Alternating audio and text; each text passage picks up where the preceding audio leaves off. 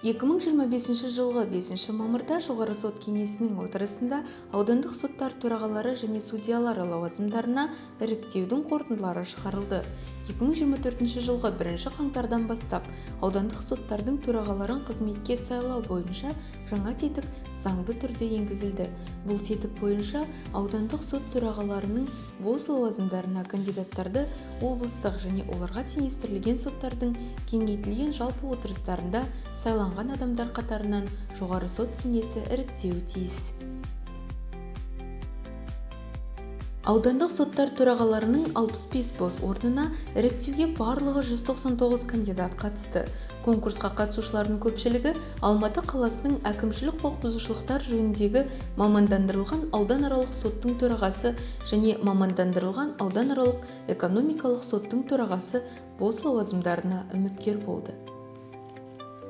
Облыстық және оларға теңестірілген соттардың кеңейтілген жалпы отырыстарында әрбір бос лауазымға 2 кандидат сайланды.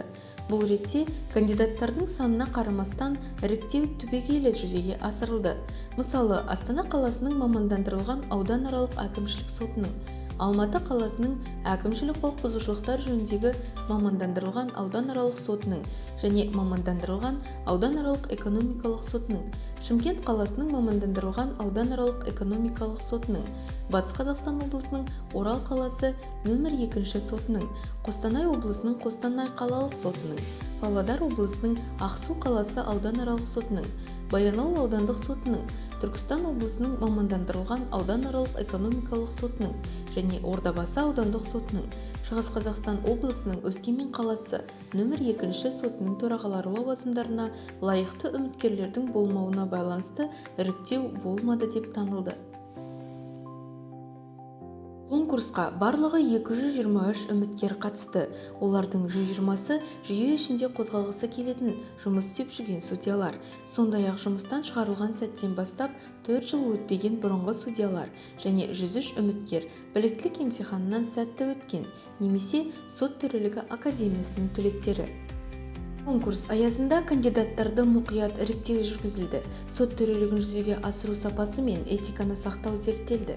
Судьялардың өтілі және басқа да көрсеткіштер ескерілді. Сонымен қатар, кеңестің сайтында жұртшылық, оның ішінде заң қоғамдастығының өкілдері өз пікірлерін қалдыру үшін кандидаттар туралы деректер орналастырылды. Үміткерлер туралы мәліметтердің болуы тұрғысынан әлеуметтік желілер мен бұқаралық ақпарат құралдарына мониторинг жүргізілді. Бұл ретте үміткерлердің санына қарамастан іріктеу түбегейлі жүзеге асырылды. Мысалы, үміткерлер болған 45 судья лауазымына конкурс өткізілмеді деп танылды. Конкурсқа қатысушылардың көбі Астана қаласының азаматтық істер жөніндегі ауданаралық сотына үміткер болды. Бір орынға 56 кандидат және Ақмола облысы Қосшы қаласының сотына бір орынға 46 кандидат. Ұсынымдар алған адамдардың тізімі жоғары сот кеңесінің ведомстволық сайтында орналастырылған.